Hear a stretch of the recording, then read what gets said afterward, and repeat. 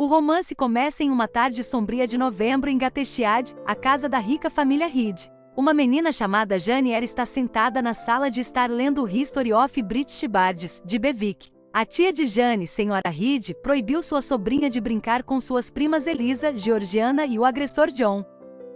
John repreende Jane por ser uma órfã humilde que só tem permissão para viver com os Reed por causa da caridade de sua mãe. John então atira um livro na jovem, levando-a ao limite de sua paciência. Jane finalmente entra em erupção e os dois primos brigam. A senhora Reed responsabiliza Jane pela briga e a manda para a Sala Vermelha, a câmara assustadora onde seu tio Reed morreu, como punição. Duas criadas, Miss Abbott e Bessie Lee, acompanham Jane até a Sala Vermelha, e Jane resiste a eles com todas as suas forças. Uma vez trancada no quarto, Jane vislumbra sua figura medonha no espelho e, chocada com sua escassa presença, começa a refletir sobre os acontecimentos que a levaram a tal estado. Ela se lembra de seu gentil tio Reed trazendo-a para Gateshead após a morte de seus pais, e ela se lembra de sua ordem ao morrer para que sua esposa prometesse criar Jane como uma das suas.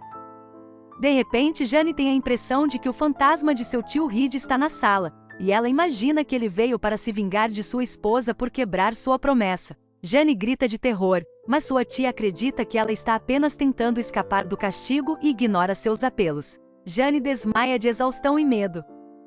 Quando ela acorda, Jane se encontra em seu próprio quarto, aos cuidados do Sr. Lloyd, o gentil boticário da família. Bessie também está presente e expressa desaprovação pelo tratamento dispensado por sua senhora, a Jane. Jane permanece na cama no dia seguinte e Bessie canta uma música para ela. Lloyd fala com Jane sobre sua vida em Gateshead e sugere à tia de Jane que a menina seja mandada para a escola, onde ela poderá encontrar a felicidade. Jane está cautelosamente entusiasmada com a possibilidade de deixar Gateshead. Logo após suas próprias reflexões sobre o passado na Sala Vermelha, Jane aprende mais sobre sua história ao ouvir uma conversa entre Bessie e Miss Abbott. A mãe de Jane era membro da rica família Reed, que desaprovava fortemente o pai de Jane, um clérigo empobrecido. Quando eles se casaram, o rico avô materno de Jane retirou seu testamento da filha. Pouco depois do nascimento de Jane, os pais de Jane morreram de tifo, que o pai de Jane contraiu enquanto cuidava dos pobres. Estou feliz que você não seja minha parente. Nunca mais vou te chamar de tia enquanto eu viver. Nunca irei visitá-la quando eu for adulta, e se alguém me perguntar como gostei de você e como você me tratou, direi que só de pensar em você me deixa doente. Cerca de 2 meses se passaram e Jane tem suportado um tratamento ainda mais cruel por parte de sua tia e primos enquanto espera ansiosamente que sejam tomadas providências para sua escolaridade. Agora Jane finalmente é informada de que ela poderá frequentar a escola feminina de Lavode, e ela é apresentada ao Sr. Brocklehurst, o homem de rosto severo que dirige a escola. Brocklehurst questiona Jane abertamente sobre religião e reage com indignação quando ela declara que acha os salmos desinteressantes. A tia de Jane avisa o Sr. Brocklehurst que a menina também tem propensão para mentir, informação que o Sr. Brocklehurst diz que pretende divulgar aos professores de Jane quando ela chegar. Quando o Sr. Brocklehurst vai embora, Jane fica tão magoada com a acusação de sua tia que não consegue evitar de se defender diante de sua tia. A senhora Reed, pela primeira vez, parece admitir a derrota. Pouco depois, Bessie diz a Jane que a prefere aos filhos Reed. Antes de Jane ir para a escola, Bessie conta suas histórias e canta suas lindas canções. 4 dias depois de conhecer o Sr. Brocklehurst, Jane embarca no Cecil ônibus e viaja sozinho para Lavode. Quando ela chega à escola, o dia está escuro e chuvoso, e ela é conduzida por um prédio sombrio que será seu novo lar. No dia seguinte, Jane é apresentada aos colegas e aprende a rotina diária, que mantém as meninas ocupadas desde o amanhecer até o jantar. Miss Temple, a superintendente da escola, é muito gentil, enquanto uma das professoras de Jane, Miss Catcherd, é desagradável, especialmente no tratamento severo que dispensa a uma jovem estudante chamada Ellen Barnes. Jane e Ellen tornam-se amigas, e Jane descobre por Ellen que Lavode é uma escola de caridade mantida para órfãs, o que significa que os Reed não pagaram nada para colocá-la lá. Ela também descobre que o Sr. Brocklehurst supervisiona todos os aspectos de sua operação, até a senhorita Temple deve responder a ele. Na segunda manhã de Jane em Lavode, as meninas não conseguem se lavar porque a água em suas jarras está congelada. Jane aprende rapidamente que a vida na escola é difícil. As meninas estão subnutridas, sobrecarregadas de trabalho e forçadas a ficar quietas durante sermões aparentemente intermináveis. Ainda assim, ela se conforta com sua nova amizade com Ellen, que impressiona Jane com seu amplo conhecimento e sua capacidade de suportar pacientemente até mesmo o tratamento mais cruel da senhorita Scatcherd. Ellen diz a Jane que ela pratica uma doutrina de resistência cristã, o que significa amar seus inimigos e aceitar suas privações. Jane discorda veementemente dessa humilde tolerância à injustiça, mas Ellen não dá atenção aos argumentos de Jane. Ellen é autocrítica apenas porque às vezes não consegue viver de acordo com seus padrões ascéticos. Ela acredita que é uma estudante pobre e se castiga por sonhar acordada com sua casa e família quando deveria estar concentrada em seus estudos. Durante a maior parte do primeiro mês de Jane em Lavode, o Sr. Brocklehurst passa o tempo longe da escola. Quando ele retorna, Jane fica bastante nervosa porque se lembra da promessa dele à tia, a Sra. Reed, de alertar a escola sobre o suposto hábito de Jane de mentir. Quando Jane inadvertidamente deixa cair sua lousa na presença do Sr. Brocklehurst, ele fica furioso e diz que ela é descuidada. Ele ordena que Jane fique em um banquinho enquanto diz à escola que ela é uma mentirosa e proíbe os outros alunos de falar com ela pelo resto do dia. Ellen torna o dia de humilhação de Jane suportável, proporcionando à amiga um consolo silencioso. Ela sorri secretamente para Jane toda vez que ela passa. Finalmente, às 5 horas, os alunos se dispersam e Jane cai no chão. Profundamente envergonhada, ela tem certeza de que sua reputação em Lavode foi arruinada, mas Ellen garante que a maioria das meninas sentiu mais pena de Jane do que repulsa por sua alegada fraude. Jane diz a Miss Temple que ela não é mentirosa e conta a história de sua infância atormentada em Gateshead. Miss Temple parece acreditar em Jane e escreve ao Sr. Lloyd solicitando a confirmação do relato de Jane sobre os acontecimentos. Miss Temple oferece chá e bolo de sementes a Jane e Ellen, tornando-se ainda mais querida por Jane. Quando a carta do Sr. Lloyd chega e corrobora a história de Jane, a senhorita Temple declara publicamente que Jane é inocente. Aliviada e satisfeita, Jane se dedica aos estudos. Ela se destaca no desenho e progride em francês. Na primavera, a vida em Lavode parece brevemente mais feliz, mas a floresta úmida em que a escola reside é um terreno fértil para o tifo e nas temperaturas quentes, mais de metade das raparigas adoecem com a doença. Jane permanece saudável e passa o tempo brincando ao ar livre com uma nova amiga, Mary Wilson. Ellen está doente, mas não com tifo. Jane recebe a terrível notícia de que sua amiga está morrendo de tuberculose. Uma noite, Jane entra furtivamente no quarto da senhorita Temple para ver Ellen uma última vez. Ellen promete a Jane que sente pouca dor e está feliz por deixar o sofrimento do mundo para trás. Jane pega Ellen nos braços e as meninas adormecem. Durante a noite, Ellen morre. Seu túmulo não está originalmente marcado, mas 15 anos após sua morte, uma placa de mármore cinza é colocada sobre o local, presumivelmente por Jane, contendo a única palavra resurgam, que em latim significa eu ressuscitarei. Aqui os elementos mais importantes são os modos contrastantes de pensamento religioso representados pelo Sr. Brocklehurst e Ellen Barnes. Brocklehurst é um hipócrita religioso, que sustenta a sua própria família luxuosamente rica às custas dos estudantes de Lavode e usa a sua piedade como instrumento de poder sobre as raparigas da classe baixa de Lavode. Ele afirma que está expurgando o orgulho de seus alunos, submetendo-os a várias privações e humilhações. Por exemplo, ele ordena que o cabelo naturalmente encaracolado de uma das colegas de classe de Jane seja cortado para ficar reto. A angelical Ellen Barnes e sua doutrina de resistência representam uma posição religiosa que contrasta com a do Sr. Brocklehurst. Totalmente passiva e aceitando qualquer abjeção, Ellen incorpora, em vez de pregar, as ideias cristãs de amor e perdão. Mas nenhuma das formas de religião satisfaz Jane, que devido à sua forte sensibilidade às indignidades e injustiças, insulta as exibições devocionais superficiais de Brocklehurst e não consegue compreender a passividade de Ellen Barnes. Como a própria Jane declara, quando somos atacados sem motivo, devemos revidar novamente com muita força.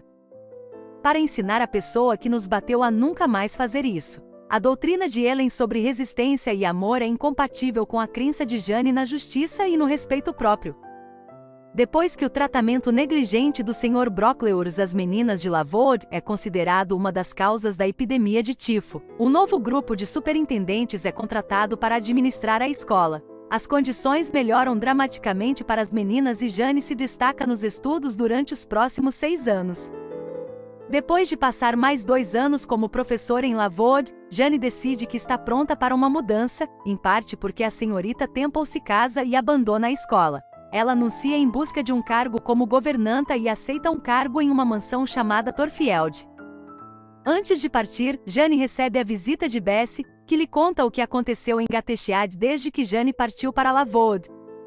A servente lhe fala sobre os primos. Georgiana tentou fugir em segredo com um homem chamado Lord Edwin Vere, mas a sua irmã Elisa frustrou o plano revelando tudo. Contou também que seu primo John caiu em uma vida de devassidão e dissolução.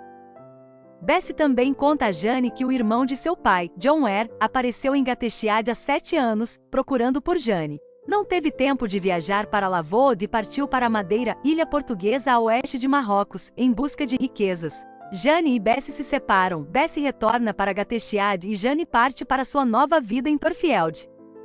O motorista de Jane está atrasado para buscá-la na estação de Millcote. Quando ela finalmente chega a Thorfield já é noite. Embora não consiga distinguir grande parte da fachada da casa entre as sombras, ela acha o interior aconchegante e agradável. Senhora Fairfax, uma mulher idosa e afetada, está esperando por Jane. Acontece que a senhora Fairfax não é, como Jane presumiu em sua correspondência, a proprietária de Thorfield, mas sim a governanta.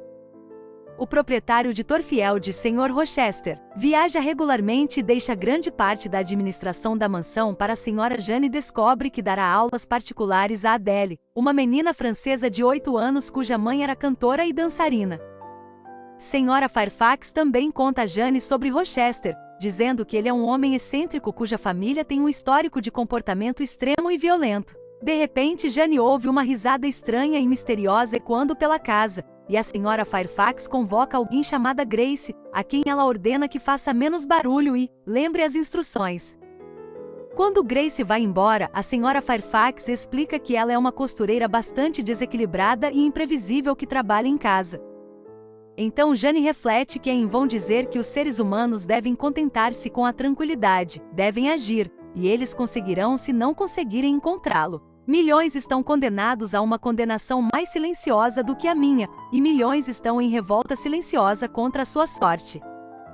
Jane acha a vida em Thorfield agradável e confortável. Adele revela-se exuberante e inteligente, embora mimada e às vezes um pouco petulante. No entanto, Jane fica frequentemente inquieta e organiza seus pensamentos enquanto caminha pela passagem do último andar de Thorfield.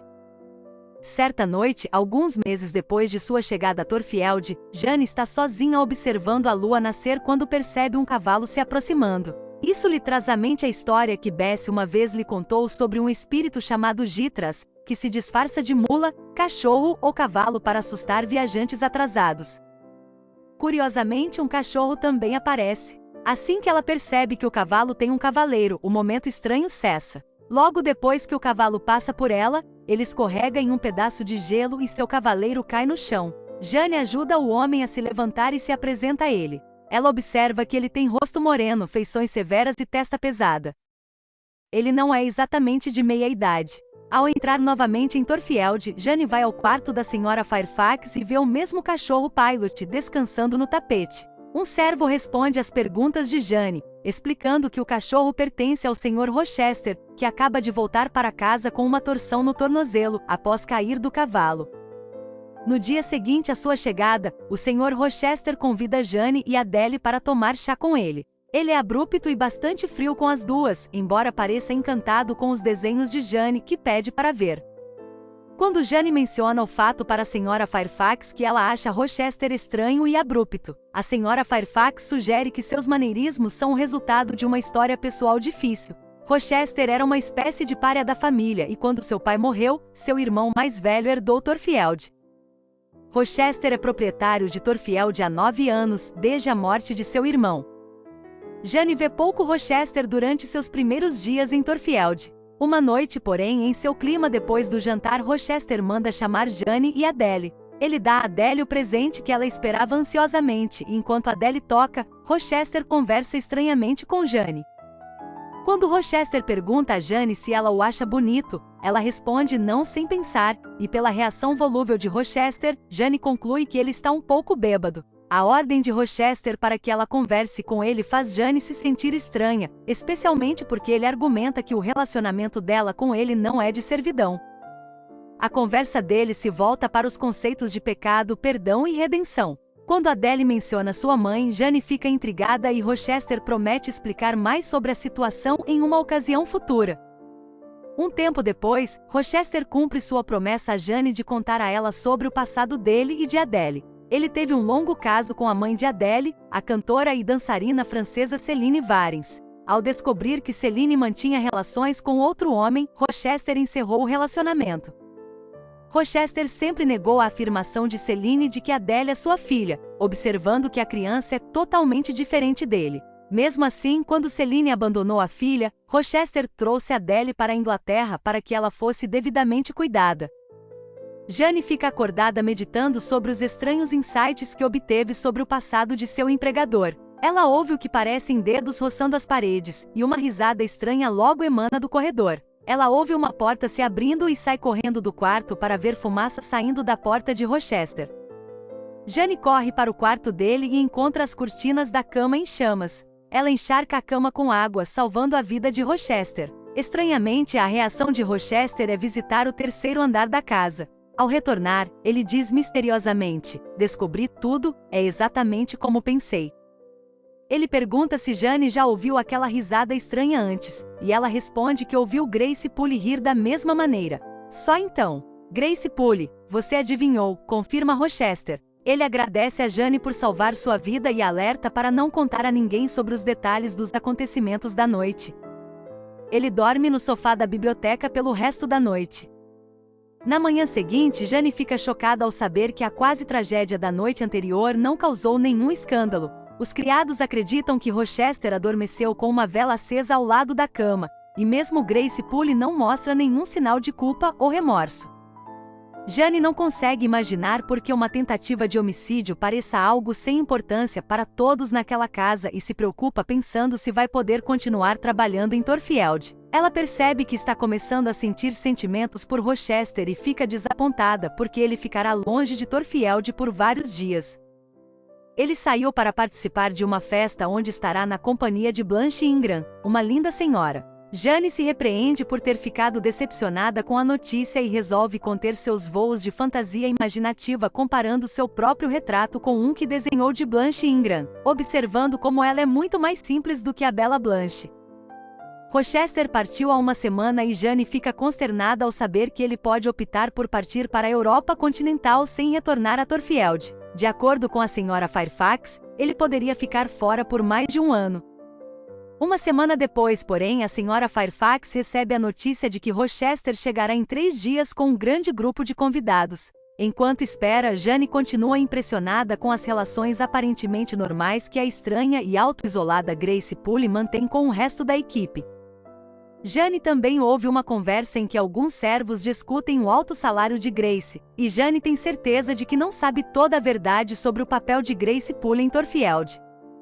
Rochester finalmente chega, acompanhado por um grupo de convidados elegantes e aristocráticos. Jane é forçada a se juntar ao grupo, mas passa a noite observando-os de um assento na janela. Blanche Ingram e sua mãe estão entre os membros do partido e tratam Jane com desdém e crueldade. Jane tenta sair da festa, mas Rochester a impede.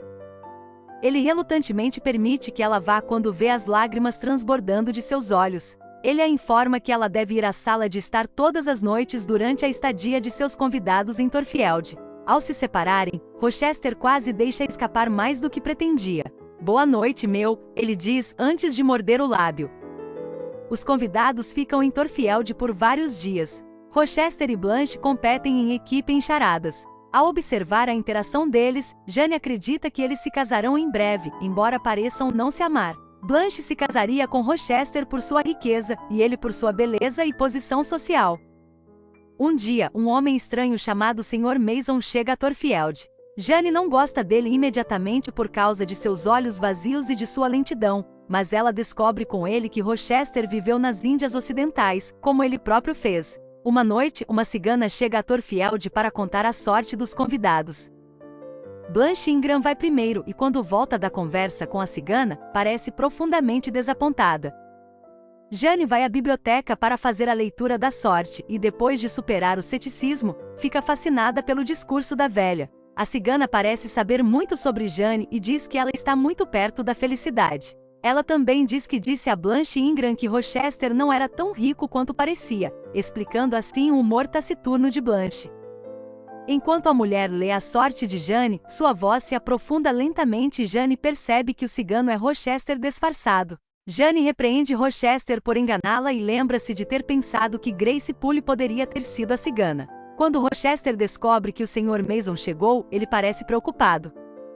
Na mesma noite, Jane se assusta com um grito repentino de socorro. Ela corre para o corredor, onde Rochester garante a todos que um criado apenas teve um pesadelo. Depois que todos voltam para a cama, Rochester bate na porta de Jane. Ele diz a ela que precisa da ajuda dela e pergunta se ela tem medo de sangue. Ele a leva até o terceiro andar da casa e mostra o Sr. Mason, que foi esfaqueado no braço. Rochester pede a Jane para estancar o ferimento e depois sai, ordenando que Mason e Jane não falem um com o outro. No silêncio, Jane contempla a imagem dos apóstolos e da crucificação de Cristo pintada no armário à sua frente.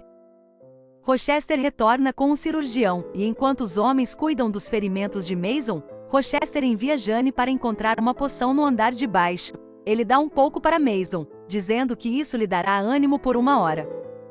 Depois que Mason vai embora, Jane e Rochester passeiam pelo pomar, e Rochester conta a Jane uma história hipotética sobre um jovem que comete um erro capital em um país estrangeiro e passa a levar uma vida de dissipação em um esforço para obter alívio. O jovem espera então redimir-se e viver moralmente com uma esposa, mas a convenção o impede de fazê-lo. Ele pergunta se o jovem teria justificativa para ultrapassar um obstáculo de costume. A resposta de Jane é que tal homem deveria olhar para Deus em busca de sua redenção, e não para outra pessoa. Rochester, que obviamente está descrevendo sua própria situação, pede a Jane que lhe assegure que se casar com Blanche lhe traria a salvação. Ele então sai correndo antes que ela tenha a chance de responder. A dica mais reveladora de que há um interesse de Rochester por Jane ocorre quando Rochester quase chama Jane de meu amor antes de morder a língua. A tensão em torno do relacionamento de Jane e Rochester não deriva da questão de saber se Rochester ama Jane, mas de se ele será capaz de agir de acordo com seus sentimentos. Até agora, dois obstáculos, Blanche e os segredos obscuros de Thorfeld Hall, estão no caminho de Rochester.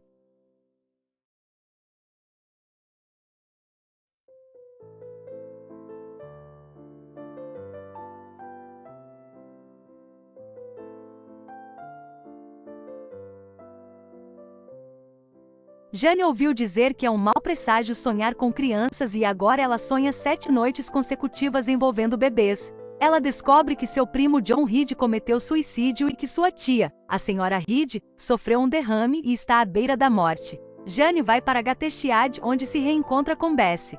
Ela também vê suas primas Elisa e Georgiana.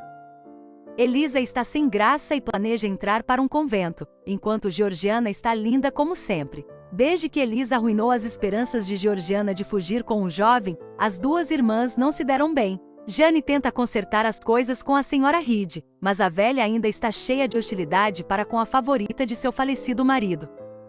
Um dia, a senhora Reed dá a Jane uma carta do irmão de seu pai, John Eyre. Ele declara que deseja adotar Jane e legar-lhe sua fortuna. A carta tem 3 anos. Por maldade, a senhora Reed não o encaminhou para Jane quando o recebeu. Apesar do comportamento da tia, Jane tenta mais uma vez suavizar as relações com a moribunda. Mas a senhora Reed recusa e à meia-noite ela morre. Jane permanece em Gateshead por um mês porque Georgiana teme ficar sozinha com Elisa, com quem ela não se dá bem. Eventualmente, Georgiana vai para Londres para morar com seu tio, e Elisa ingressa em um convento na França. Jane nos conta que Elisa eventualmente se torna a madre superiora de seu convento, enquanto Georgiana se casa com um homem rico. Em Gateshead, Jane recebe uma carta da senhora Fairfax, que diz que os convidados de Rochester partiram e que Rochester foi a Londres para comprar uma carruagem nova, um sinal claro de sua intenção de se casar com Blanche. Enquanto Jane viaja em direção a Thorfield, ela espera ansiosamente ver Rochester novamente, mas ainda assim se preocupa com o que acontecerá com ela após o casamento dele. Para sua surpresa, ao sair da estação de Millcote, Jane encontra Rochester. Quando ele pergunta por que ela ficou tanto tempo longe de Thorfield, ela responde, ainda um pouco confusa: "Estive com minha tia, senhor, que está morta." Rochester pergunta a Jane se ela ouviu falar de sua nova carruagem, e ele diz a ela: "Você deve ver a carruagem, Jane, e me dizer se não acha que ela combina exatamente com a senhora." Depois de mais algumas palavras juntas, Jane se surpreende ao expressar a felicidade que sente na presença de Rochester. "Estou estranhamente feliz em voltar para você. E onde quer que você esteja, é minha casa, minha única casa." De volta à mansão, a senhora Fairfax, Adele e os criados cumprimentam Jane calorosamente. Depois de 2 semanas felizes, Jane encontra Rochester nos jardins. Ele a convida para passear com ele e Jane, pega de surpresa, aceita. Rochester confidencia que finalmente decidiu se casar com Blanche Ingram e diz a Jane que sabe de um cargo de governanta disponível na Irlanda que ela poderia assumir. Jane expressa sua angústia pela grande distância que separa a Irlanda de Thorfield. Os dois sentam-se num banco ao pé do castanheiro, e Rochester diz: "Vamos sentar lá em paz esta noite, embora nunca mais devamos estar destinados a sentar lá juntos." Ele diz a Jane que sente como se eles estivessem conectados por um cordão de comunhão.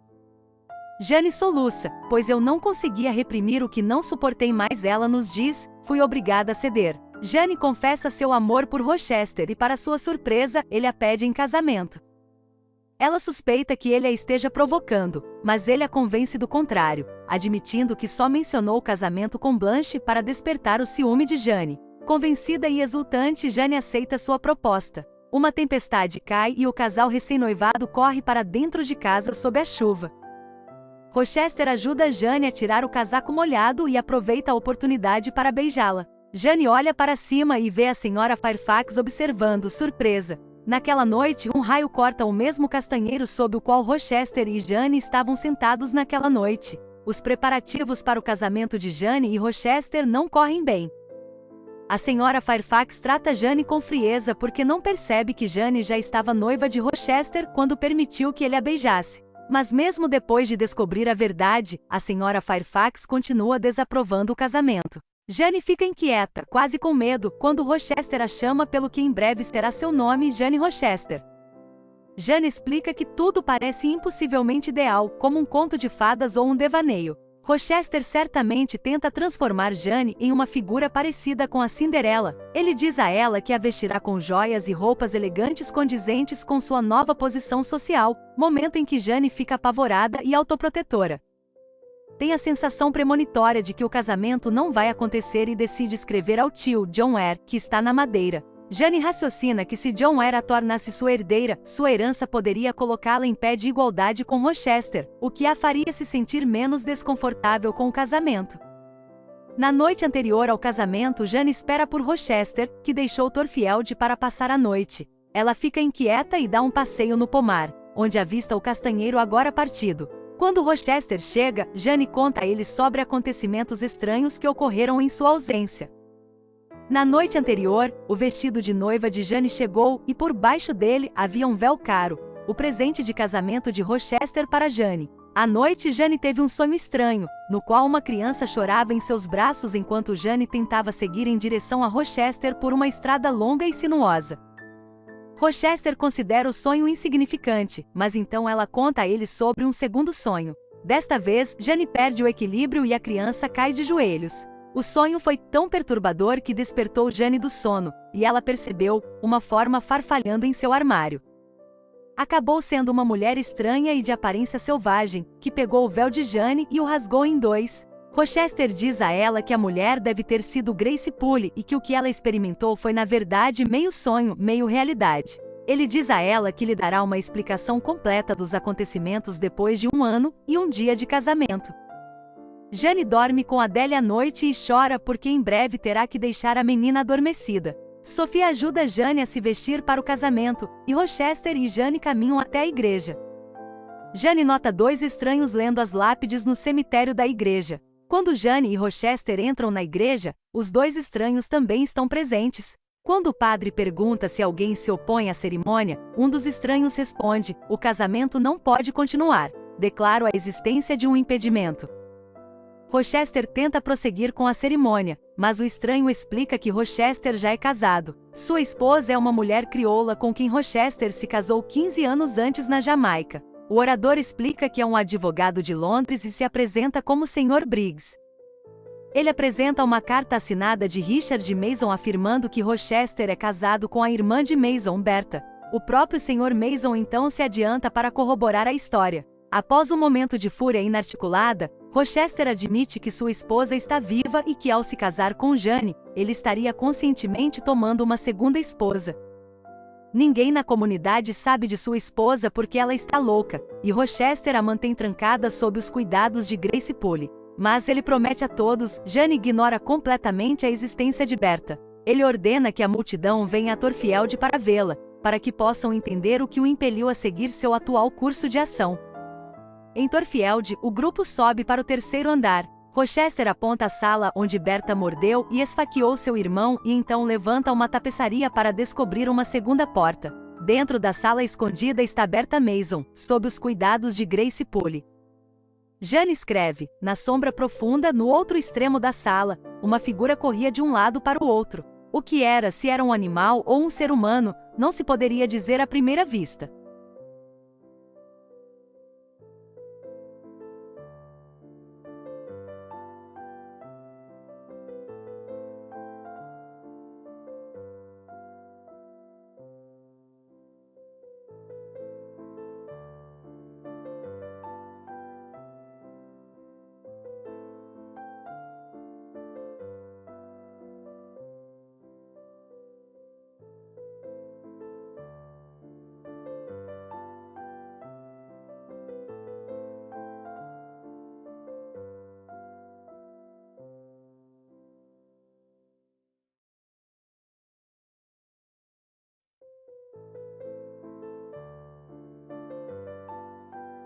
Rastejava aparentemente de quatro. Ela agarrava e rosnava como um estranho animal selvagem, mas estava coberta de roupas, e uma quantidade de cabelo escuro e grisalho, selvagem como uma juba, escondia sua cabeça e rosto. Bertha tenta estrangular Rochester, que lembra ao público: este é o único abraço conjugal que conhecerei.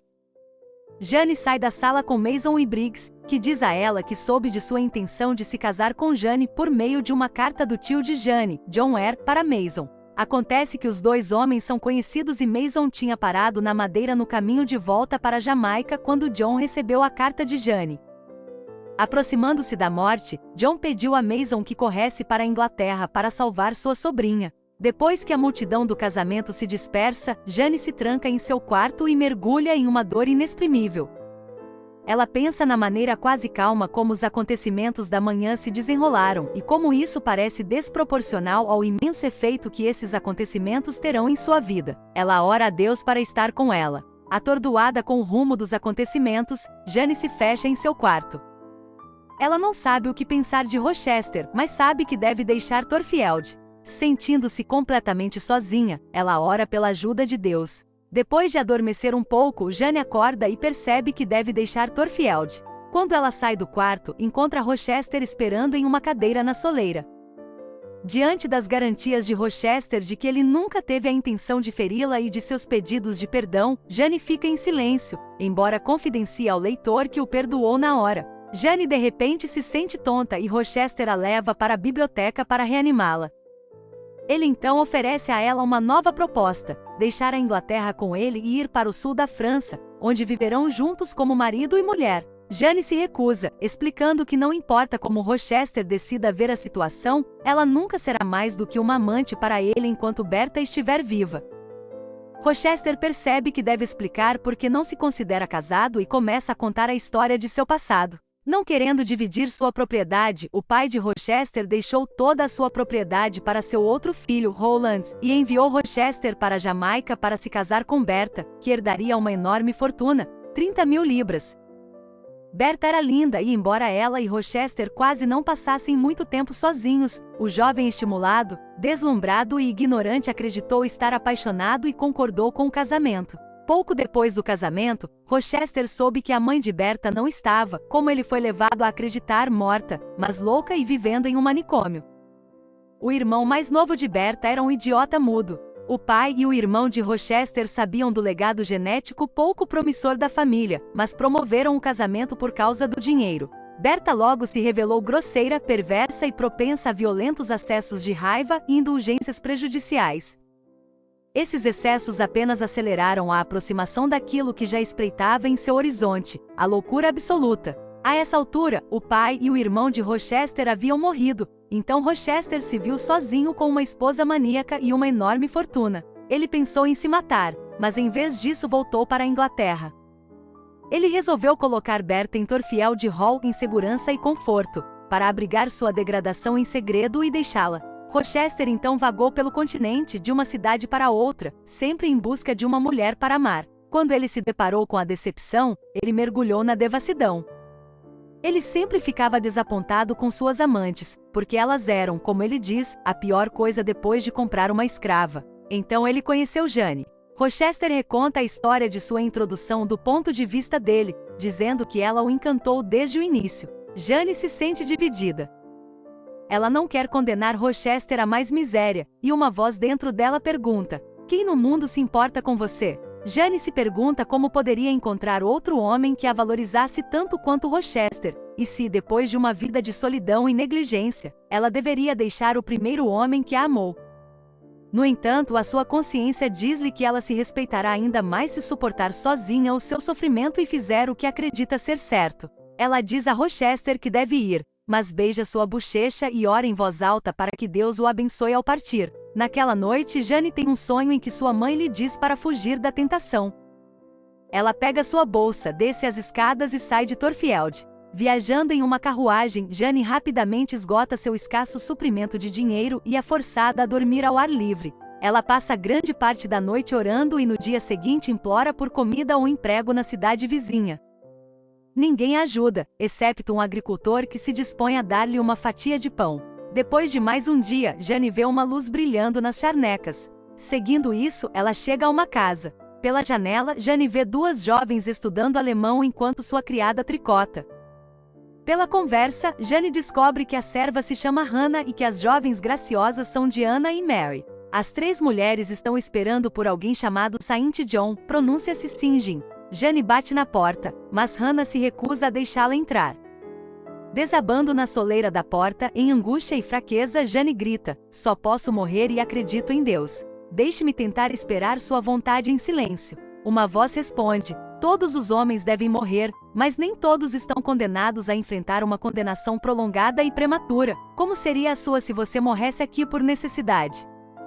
A voz pertence a Saint John, que traz Jane para dentro de casa. Ele é irmão de Diana e Mary, e os três irmãos dão comida e abrigo a Jane. Eles fazem algumas perguntas e ela lhes dá um nome falso, Jane Elliot. Saída de Jane de Thorfield é talvez a decisão mais importante que ela toma no romance.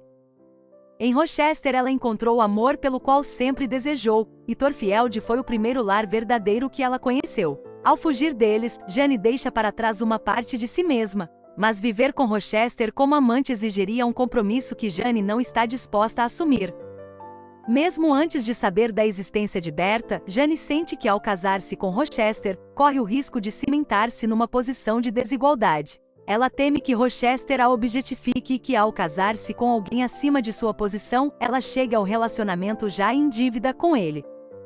Agora Jane vê mais claramente do que nunca que um relacionamento com Rochester significaria a perda de seu respeito próprio e de seu controle sobre sua vida. Jane não consegue fazer o que é moralmente errado, simplesmente por fraqueza de vontade e carência emocional. Depois de ser acolhida pelos irmãos Rivers, Jane passa 3 dias se recuperando na cama. No 4º dia, ela se sente bem novamente e segue o cheiro de pão assando até a cozinha, onde encontra Hannah. Jane critica Hannah por julgá-la injustamente quando ela pediu ajuda, e Hannah pede desculpas. Hannah conta a história do Sr. Rivers, o pai dos irmãos, que perdeu a maior parte da fortuna da família em um mau negócio. Por sua vez, Diana e Mary foram forçadas a trabalhar como governantas. Elas só estão em Marsh End, ou Moor House, agora porque seu pai morreu há 3 semanas. Jane então conta um pouco de sua própria história e admite que Jane Elliot não é seu nome verdadeiro. Saint John promete encontrar um emprego para ela. Jane faz amizade com Diana e Mary, que admiram seus desenhos e lhe dão livros para ler. Saint John, por outro lado, permanece distante e frio, embora nunca seja cruel. Depois de um mês, Diana e Mary devem retornar aos seus postos de governantas. Saint John encontrou um emprego para Jane, administrando uma escola de caridade para meninas na cidade de Morton. Jane aceita, mas Saint John presume que ela logo deixará a escola por inquietação, talvez porque ele próprio esteja bastante inquieto. Suas irmãs suspeitam que ele em breve deixará a Inglaterra para um posto missionário no exterior. Saint John conta às irmãs que o tio John morreu e não lhes deixou nada, porque todo o seu dinheiro foi para outro parente desconhecido. Jane descobre que foi o tio John quem conduziu o Sr. Rivers em seu desastroso negócio. Em Morton, a rica herdeira Rosamond Oliver oferece a Jane uma casa para morar. Jane começa a lecionar, mas, para seu próprio pesar, acha o trabalho degradante e decepcionante. Durante uma visita a Jane, Saint John revela que ele também sentia que havia feito a escolha errada de carreira, até que um dia ouviu o chamado de Deus. Agora ele planeja se tornar um missionário. A bela Rosamond Oliver então aparece, interrompendo a conversa de Saint John e Jane. Pela interação deles, Jane acredita que Rosamond e Saint John estão apaixonados. Aqui Jane desenvolve um novo sentimento de pertencimento e prova ser capaz de encontrar companheiros que pensam como você e com quem não esteja romanticamente envolvida. O fato de Diana e Mary Rivers também serem governantas as coloca em pé de igualdade com Jane. Embora Jane tenha deixado Thorfield convencida de que tinha tomado a decisão certa, ela nutria incerteza quanto à possibilidade de algum dia encontrar um sentimento de pertencimento sem sacrificar sua autonomia. A estadia de Jane em Marsh End prova-lhe que ela não está condenada a ficar para sempre alienada do mundo, que um equilíbrio entre comunidade e autonomia pode ser alcançado. Agora, como membro integrado da família Rivers, Jane percebe que é possível dar e aceitar amor dos outros em troca igual. Numa noite de neve, Jane está lendo Marmion quando Saint John aparece na porta. Parecendo perturbado, ele conta a Jane a história de uma menina órfã que se tornou governanta em Thorfield Hall e desapareceu depois de quase se casar com Edward Rochester. O nome dessa governanta fugitiva é Jane Eyre. Até este ponto, Jane tem sido cautelosa em não revelar seu passado e deu um nome falso aos Rivers. Assim, embora seja claro que Saint John suspeita que ela seja a mulher de quem ele fala, ela não se identifica imediatamente diante dele. Ele diz que recebeu uma carta de um advogado chamado Sr. Briggs insinuando que é extremamente importante que Jane Eyre seja encontrada. Jane está interessada apenas em saber se o Sr. Briggs enviou notícias de Rochester, mas Saint John diz que o bem-estar de Rochester não está em questão. Jane Eyre deve ser encontrada porque seu tio, John Eyre, morreu, deixando-lhe uma vasta fortuna, de 20.000 libras. Jane revela ser Jane Eyre, sabendo que Saint John já adivinhou. Ela pergunta como ele sabia. Ele mostra a ela o pedaço de papel que rasgou do desenho dela no dia anterior. É a assinatura dela. Ela então pergunta por que o Sr. Briggs teria enviado a ele uma carta sobre ela. Saint John explica que embora ele não tenha percebido isso antes, ele é primo dela. O tio John dela era seu tio John, e seu nome é Saint John Eyre Rivers. Jane está muito feliz por finalmente ter encontrado uma família e decide dividir sua herança entre ela e seus primos igualmente, para que cada um herde 5.000 libras. Jane fecha a escola no Natal e passa momentos felizes com seus primos recém-descobertos em Moor House.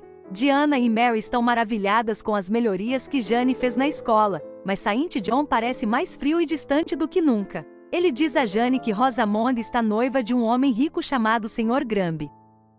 Um dia, ele pede a Jane que abandone o estudo de alemão e, em vez disso, aprenda hindustani com ele, a língua que ele está aprendendo para se preparar para o trabalho missionário na Índia. Com o passar do tempo, Saint John exerce uma influência cada vez maior sobre Jane. Seu poder sobre ela é quase estranho. Isso deixa Jane se sentindo vazia, com frio e triste, mas ela segue seus desejos. Por fim, ele pede que ela vá para a Índia com ele para ser missionária, e para ser sua esposa. Ela concorda em ir para a Índia como missionária, mas diz que não será sua esposa porque eles não estão apaixonados. Saint John insiste duramente que ela se case com ele, declarando que recusar sua proposta é o mesmo que negar a fé cristã. ele sai abruptamente da sala. Jane reflete que, como esposa de St. John, teria que estar sempre ao seu lado, sempre contida e sempre controlada. Forçada a manter o fogo de minha natureza continuamente baixo, a obrigá-lo a queimar por dentro e a nunca emitir um grito, embora a chama aprisionada consumisse energia vital depois de vital, isso seria insuportável. Durante a semana seguinte, St. John continua a pressionar Jane para se casar com ele. Ela resiste o mais gentilmente que pode, mas sua gentileza apenas o faz insistir com mais amargura e inflexibilidade para que ela o acompanhe à Índia como sua esposa. Diana diz a Jane que ela seria uma tola se fosse para a Índia com St. John, que a considera apenas uma ferramenta para ajudar sua grande causa. Depois do jantar, St. John ora por Jane, e ela fica maravilhada com sua capacidade de falar e sua influência.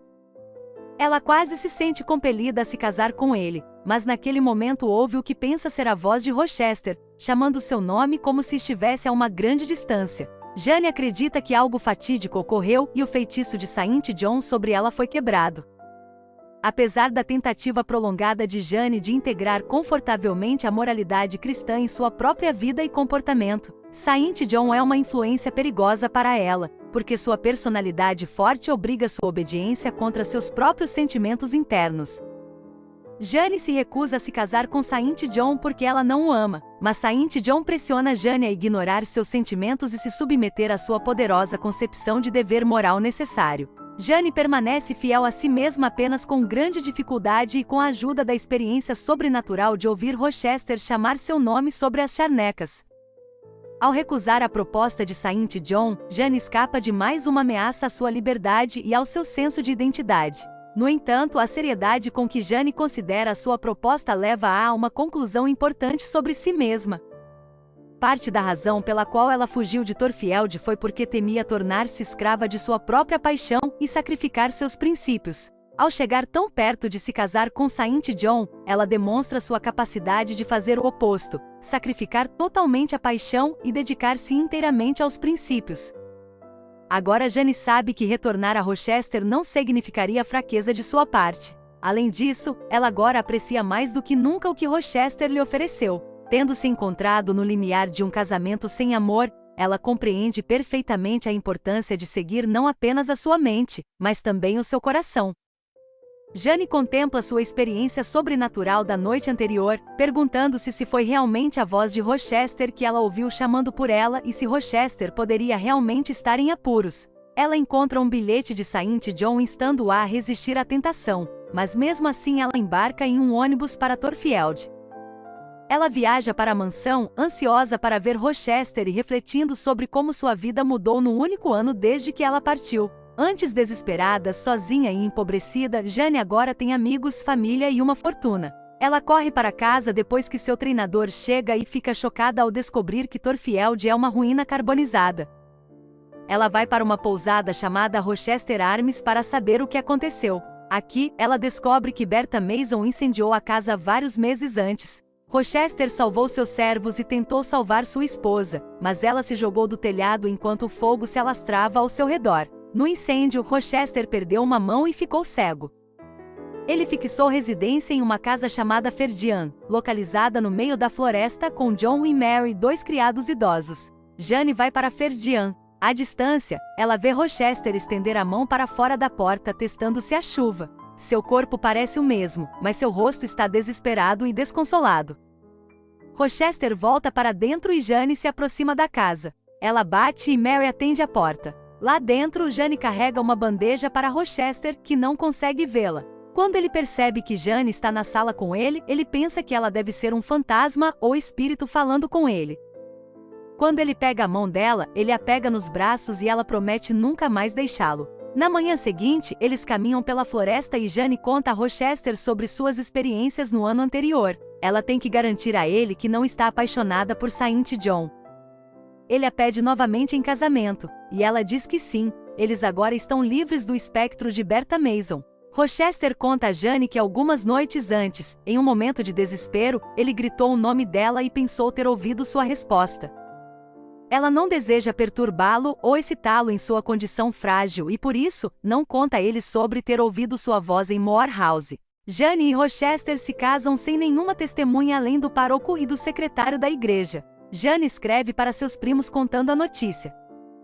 Saint John nunca reconhece o que aconteceu, mas Maria e Diana respondem com seus bons votos. Jane visita Adele em sua escola e a encontra infeliz. Relembrando sua própria experiência de infância, Jane transfere Adele para uma escola mais agradável, e Adele cresce e se torna uma jovem muito agradável e bem educada. Jane escreve que está narrando sua história após 10 anos de casamento com Rochester, que ela descreve como inexprimivelmente feliz. Eles vivem como iguais e ela o ajuda a lidar com a cegueira. Depois de 2 anos, Rochester começa a recuperar a visão de um olho e quando seu primeiro filho, um menino, nasce, Rochester consegue ver o bebê. Jane escreve que Diana e Mary encontraram maridos e que Saint John foi para a Índia como havia planejado. Ela observa que em sua última carta, Saint John afirmou ter tido uma premonição de sua própria morte se aproximando. Ela não acredita que terá notícias de Saint John novamente, mas não lamenta por ele, dizendo que ele cumpriu sua promessa e fez a obra de Deus. Ela fecha o livro com uma citação da carta dele, na qual ele implora ao Senhor Jesus que venha buscá-lo rapidamente. Este resumo é o resultado da tradução de 2 sites de língua inglesa. Espero que você tenha gostado. Caso tenha chegado até aqui, considere por favor deixar o seu like e um comentário. Caso não seja inscrito no canal, considere se inscrever. Minha gratidão a você por ter ficado até aqui. Um grande abraço da ceguinha, Clarice Macena.